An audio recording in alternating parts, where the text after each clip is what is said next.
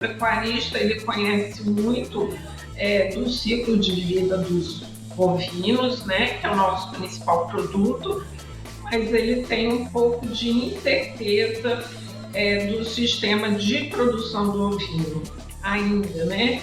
Mas o que eu posso dizer é que a Embrapa e demais órgãos de pesquisa já têm muito conhecimento nessa área. Então, eu acho que está faltando a gente juntar tudo. Assista agora a Força do Agro com Joyce Mafezoli. A força do agro Brasil que dá certo. Pesquisa pode impulsionar a produção de carne ovina no Pantanal. Adriana Mello é pesquisadora da Embrapa Pantanal. Um prazer recebê-la, Adriana. Oi, Joyce, prazer. Muito obrigada pelo convite. A demanda por carne ovina tem aumentado no Brasil e as pesquisas da Embrapa Pantanal surgem como alternativa sustentável para impulsionar ainda mais aí a produção regional. Adriano, o que levou aí essa demanda de carne ovina a aumentar no Brasil? O brasileiro que está descobrindo aí uma nova carne, seria isso? Tá melhorando aí as alternativas, ampliando o gosto? Então, Joyce, o que acontece não é o aumento da demanda do nosso consumo. O nosso consumo de carne ovina é um consumo muito abaixo dos mercados mundiais.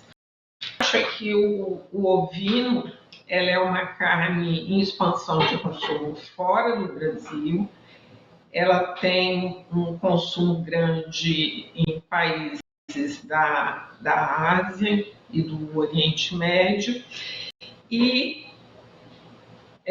paradoxalmente, né, no Brasil a gente consome pouca carne ovina, mas ainda assim a gente é um importador de carne, né? A gente importa principalmente do nosso vizinho Uruguai, né? Então, a carne ovina ela é, na verdade, uma grande oportunidade aberta, uma oportunidade de negócios para o Brasil. Ou seja, então, o produtor aí, ele tem espaço para crescer nesse mercado, porque a gente não, apesar do baixo consumo, nós não atendemos toda essa demanda, né? Tem que importar. Isso, a gente tem muito o que crescer, uma oportunidade muito grande para o país, né?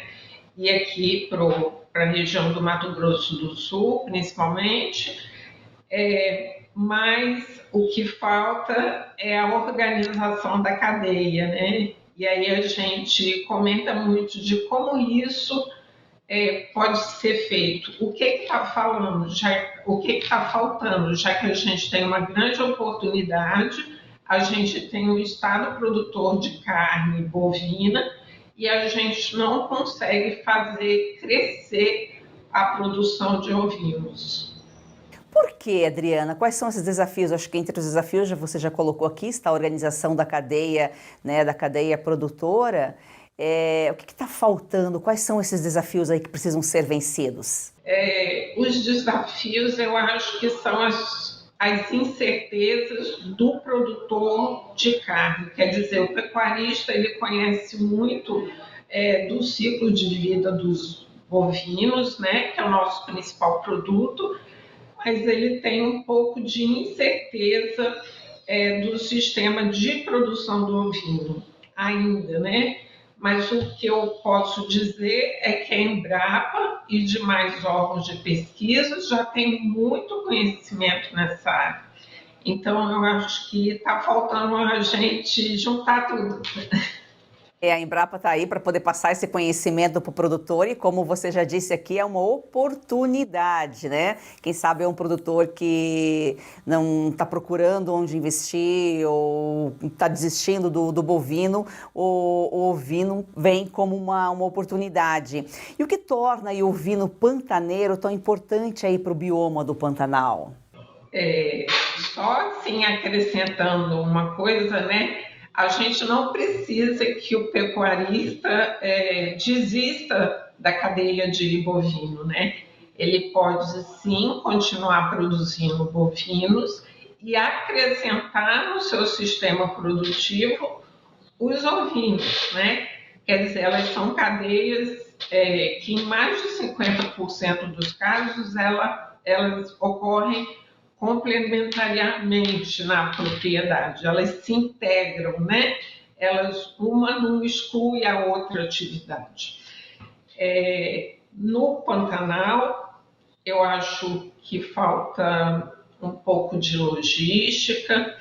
Os ovinos, eles têm um deslocamento, né, uma movimentação no território restrita, eles não podem se deslocar muito até o ponto de abate, então tem que ter uma logística programada para essa cadeia.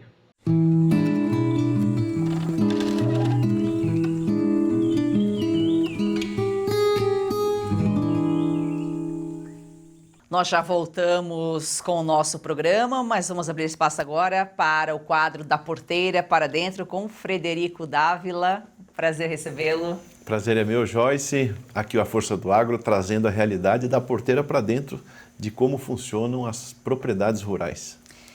Que tal comprar diretamente do produtor? Nos Estados Unidos, essa tendência só cresce. Os pecuaristas estão vendendo carne diretamente ao consumidor final. Frederico, seria possível implementar esse modelo no Brasil? Acho que seria um sonho, né?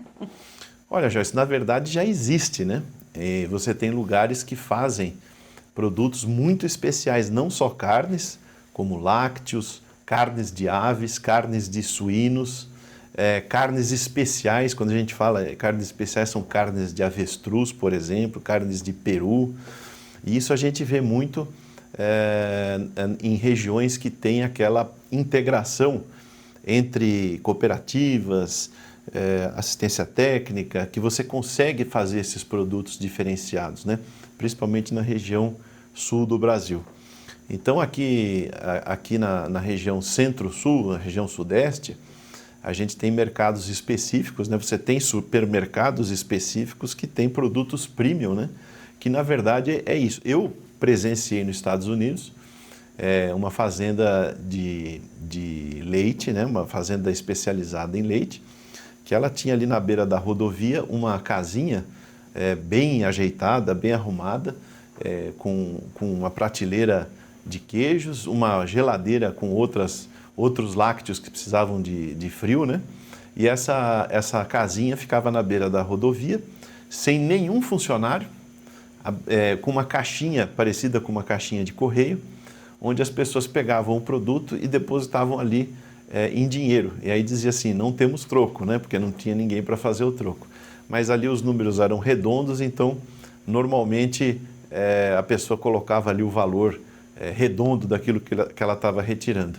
E tinha ali uma N variedades de lácteos que a pessoa podia se servir ali na beira da rodovia, como iogurtes, queijos, manteiga, e, enfim, isso aí é uma realidade, como você bem disse, nos Estados Unidos, na Europa também, né, quando você tem propriedades menores. E aqui no Brasil começa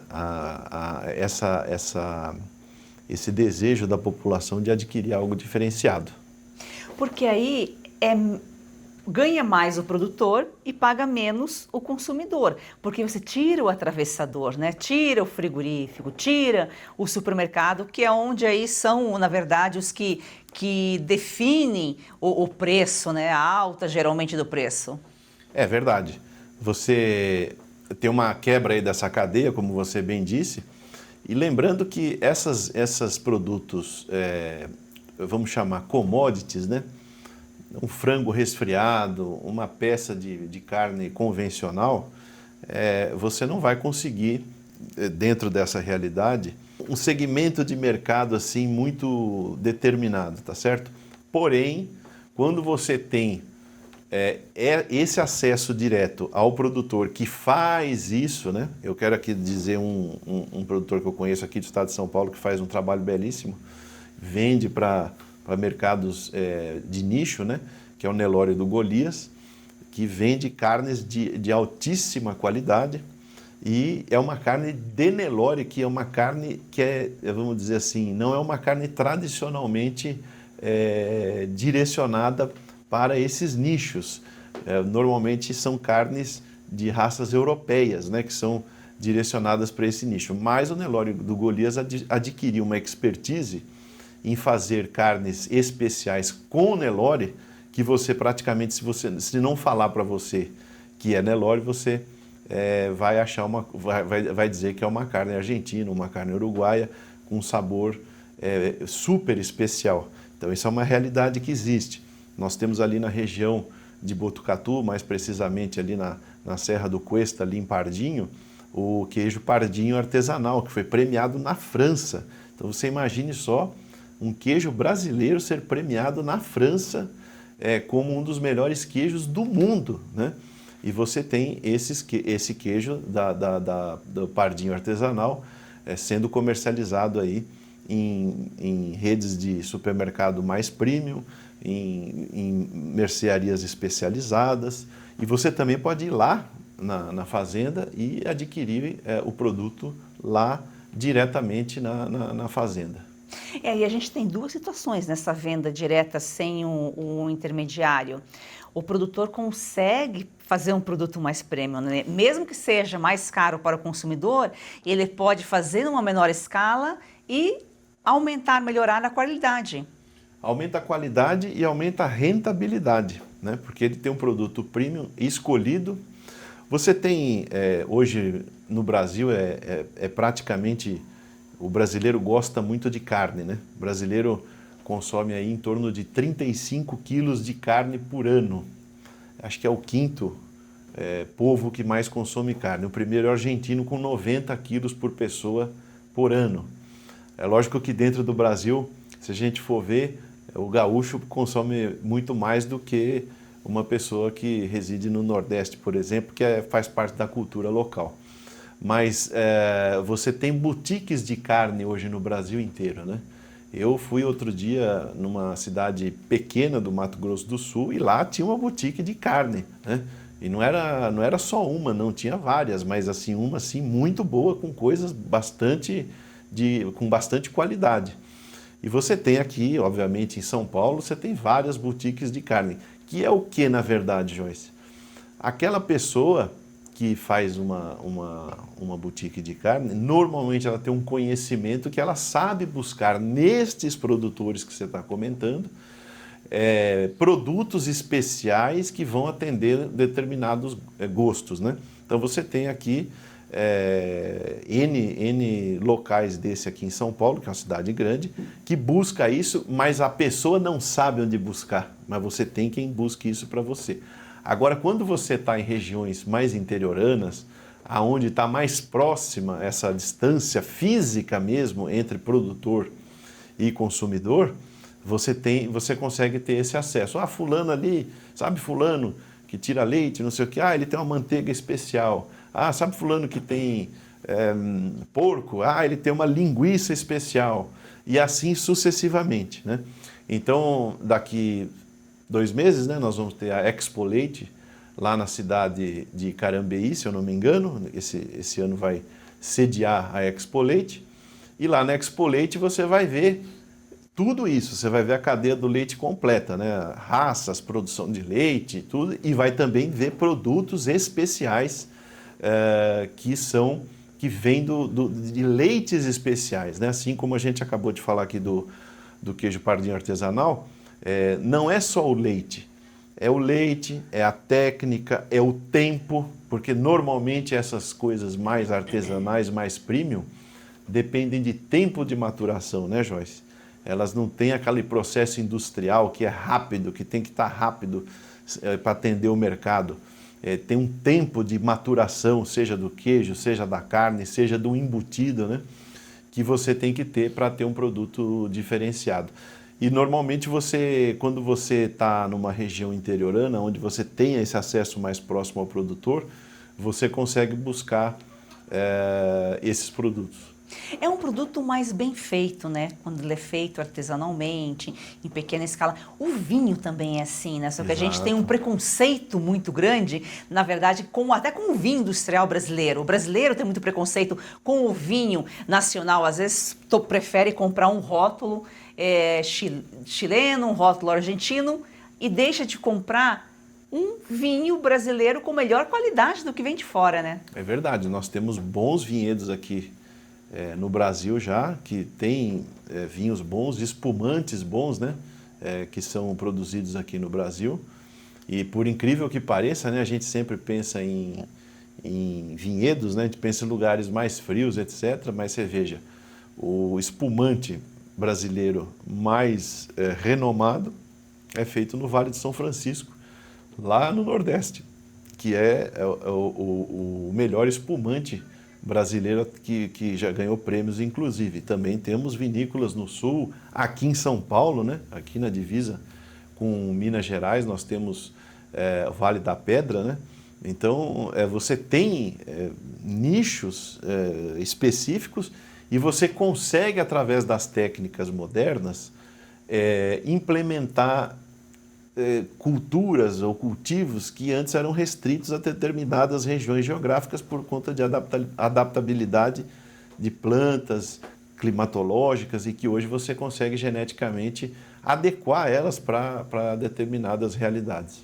Então essa venda direta, como nos Estados Unidos, né, produtor, consumidor, também está inspirando já pecuaristas, inspirando outros produtores aqui do Brasil e também é uma tendência que está crescendo aqui. Com certeza vai aumentar. E hoje, Joyce, a gente vê na questão da alimentação saudável, né? A gente tem vários médicos aí que a gente acompanha, principalmente nas redes sociais, médicos que se não fossem as redes sociais a gente não conheceria eles, a não ser que fosse por um grande meio de comunicação, né? Que falam justamente isso que você está dizendo, que o saudável é a comida da vovó, é a comida do tempo da vovó. Então aqueles mitos caíram por terra, né? Então dizem, por exemplo, que esses médicos dizem que o grande alimento do cérebro é justamente as proteínas e as gorduras animais. Então, que você deve consumir manteiga, você deve cozinhar a carne, fritar a carne ou cozinhar as coisas não no óleo de sementes, mas sim na gordura animal, seja ela banha de porco ou banha bovina. Inclusive eu mesmo comecei a usar banha bovina na cozinha, né, no lugar de manteiga, e digo para você que é outro sabor, é outro gosto, não faz aquela fumaceira na cozinha e você sente o sabor, realmente o sabor da carne, que é o chamado, que inclusive nos Estados Unidos já é famoso faz tempo, que é o beef tallow, né? Na verdade, é a gordura do boi preparada para você utilizar no lugar de o que seria manteiga ou óleos, entendeu? Para você fritar uma carne, fazer algo do tipo que você usaria óleos vegetais ou qualquer coisa do tipo. Então hoje você vê eles recomendando você usar banha de porco, gordura animal, manteiga, ovos, tudo que era demonizado há 15, 20 anos atrás. Falavam que ovos aumentavam o colesterol, que manteiga entupia a veia do coração, que gordura fazia mal, e a gente viu que isso aí não é verdade, né? Isso aí hoje em dia caiu por terra, foi totalmente desmistificado, né? A gente vê pessoas aí com alimentação chamada alimentação de proteína animal, alimentação cetogênica, né? Que a gente ouve falar bastante, onde as pessoas têm alto consumo de gorduras animais que são saudáveis e têm um corpo saudável, exames saudáveis. Então, vai direto de encontro a isso que você está falando. Esse tipo de produto não dá para ser feito de maneira industrial em enorme escala. Dá para fazer em grande escala, mas não dá para fazer em enorme escala, que nem quando a gente fala em hortifrutigranjeiros, né? O fulano pode ser um grande produtor de alface, mas um grande produtor de alface não quer dizer que ele vai atender 10 ou 15% do mercado de alface, porque a cultura não permite que isso seja feito numa escala desse tamanho. Você tem vários produtores em várias regiões que fazem isso. E do jeito que você está comentando, esse tipo de mercado de todos os produtos, seja queijo, seja manteiga, sejam carnes, embutidos, mais premium ou mais artesanais, eles precisam disso que eu acabei de falar, daquela atenção, do detalhe, do tempo, né, para você ter um produto diferenciado, porque você sabe muito bem que para você padronizar um produto, você tem que aplicar uma série de processos ali industriais que às vezes envolvem produtos químicos ou tratamentos industriais de sobreaquecimento ou super resfriamento, que são justamente para padronizar e dar constância na saída daquele produto. Agro é saúde, esse é o Da Porteira para Dentro. Frederico, uma excelente semana para você. Obrigado. Força do Agro esteja com todos vocês e Da Porteira para Dentro semana que vem, sempre mais com um assunto relevante, trazendo a realidade do produtor rural para todos vocês.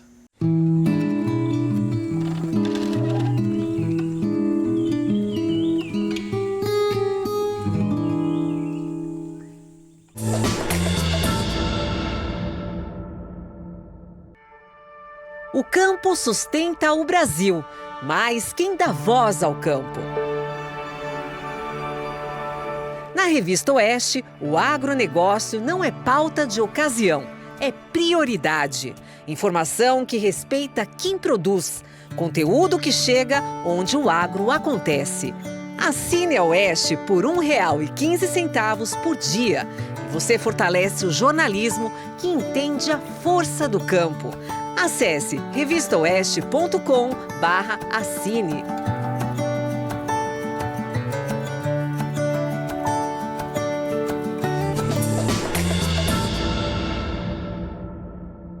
Adriana, e como que é o sistema de produção, aí, falando um pouquinho mais sobre o sistema de produção do ovino pantaneiro, você falou aqui sobre o deslocamento e tal.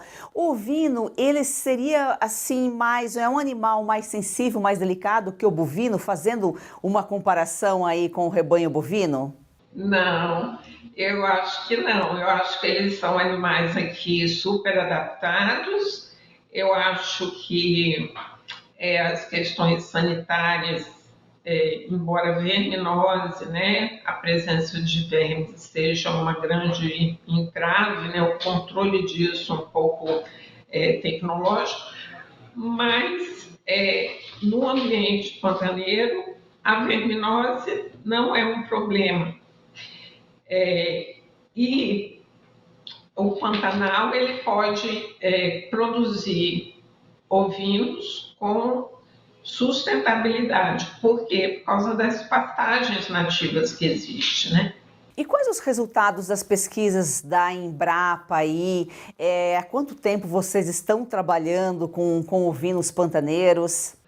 Joyce, olha, a gente trabalha não só em Embrapa, como algumas instituições aqui do estado do Mato Grosso do Sul, há algum tempo, né? As pesquisas recentes, né, que envolvem a parte de genética e os marcadores moleculares de DNA, eles confirmaram coisas essenciais, como que o pool gênico, a diversidade do nosso ovino pantaneiro, ela difere das demais, né, das demais raças comerciais. Então, nós temos um campo para trabalhar na parte de genética muito bom, inclusive para genes como resistência à verminose, como a questão da prolificidade, que é outro índice importante para a produção de ovinos. Bom, Adriana, a gente sabe que a Embrapa, ela ajuda, ela contribui, e a gente tem muito bem claro esse exemplo de Brasil, né? A gente tem um agro antes de Embrapa, um agro depois de Embrapa, são mais de 50 anos aí de pesquisa, auxiliando, ajudando o homem do campo, a pecuária. Provavelmente aumentou o número de produtores de ovinos aí a partir dos resultados das pesquisas da Embrapa. Pois é, Joyce, o que a gente espera é que esse aumento acelere, né? A gente tem tido um aumento, mas um aumento numa taxa de aceleração muito pequena. E o que acontece? A gente tem que ter volume de produção, né? Principalmente para não ter estacionalidade na produção.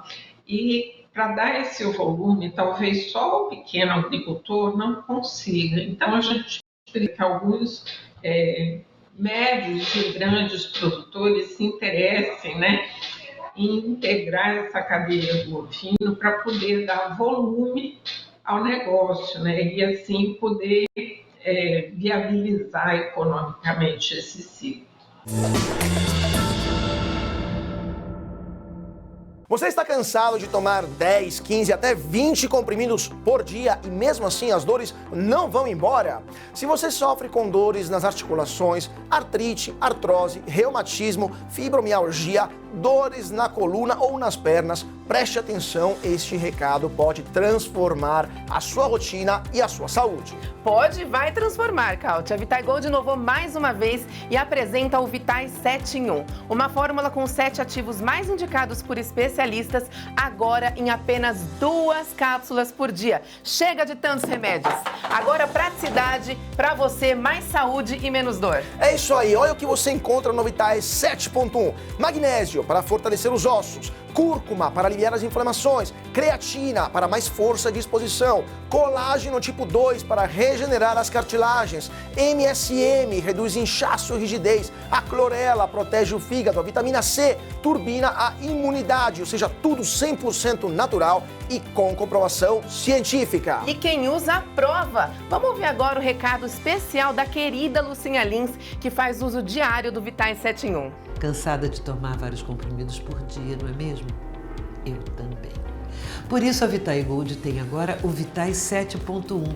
São os 7 principais ativos para cuidar da sua saúde e ajudar você que sofre com dores nas articulações, artrite, artrose, reumatismo, fibromialgia. A Vitai Gold desenvolveu um creme de massagem e vai mandar aí para você de presente. Lucinha falou tudo. O Vitai 7 em 1 mudou a vida dela e agora pode mudar a sua. Ligue agora para o 0800 291 2200 e aproveita a oferta exclusiva.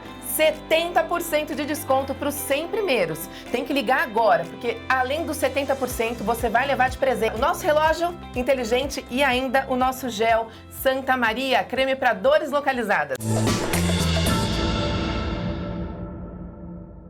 Adriana, como que os ovinos pantaneiros eles podem ser uma alternativa sustentável? Você já falou aqui durante a nossa conversa, mas eu gostaria que você falasse um pouquinho mais sobre sustentabilidade.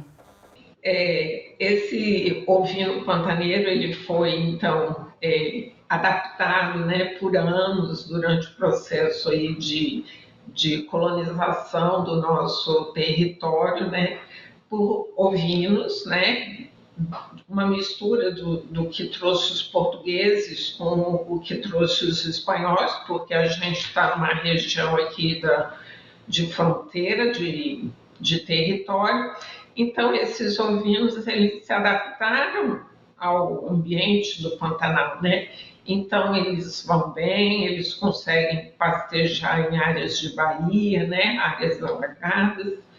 Eles conseguem resistir ao calor e eles estão, como é que fala, uma oportunidade também para o Mato Grosso do Sul e para essa região, a gente ter alguma coisa que seja um produto com as características do Pantanal. E isso é muito sustentável. Você falou que é preciso aumentar ali o número de produtores. Você comentou sobre médios, grandes produtores. Hoje são os pequenos que mais investem aí na criação de ovinos? Então, na cadeia de ovinos, a gente tem o que a gente chama de informalidade. O que é isso? Né? Pequenos produtores, ou então um número de cabeças muito pequeno dentro das grandes fazendas, que são utilizados para consumo próprio, no caso dos pequenos produtores, para venda na feira. Então, são produtos que não passam dentro da cadeia do frigorífico, por exemplo. Isso é um entrave porque a gente não consegue contabilizar, a gente não consegue ter conhecimento de qual é esse volume de produção. Então, a gente paralelo, né, a gente acredita que a formalização da cadeia vai ajudar não só o grande, mas ajuda o pequeno também. A formalidade é muito bom para a gente poder dar o apoio necessário. Hoje a Força do Agro falou aqui sobre o vinho pantaneiro, uma oportunidade aí de negócio para os produtores. Se você quiser saber mais sobre esse assunto, quiser falar com a Adriana, pode mandar a sua pergunta para nós. O WhatsApp está aqui na tela. Adriana, muito obrigada pelas suas informações. Obrigada a você, obrigada a todos. E gratidão a você que nos acompanha aqui todos os dias. Siga o nosso perfil Vamos Fazer do Agro e ser campeão brasileiro, uma paixão nacional.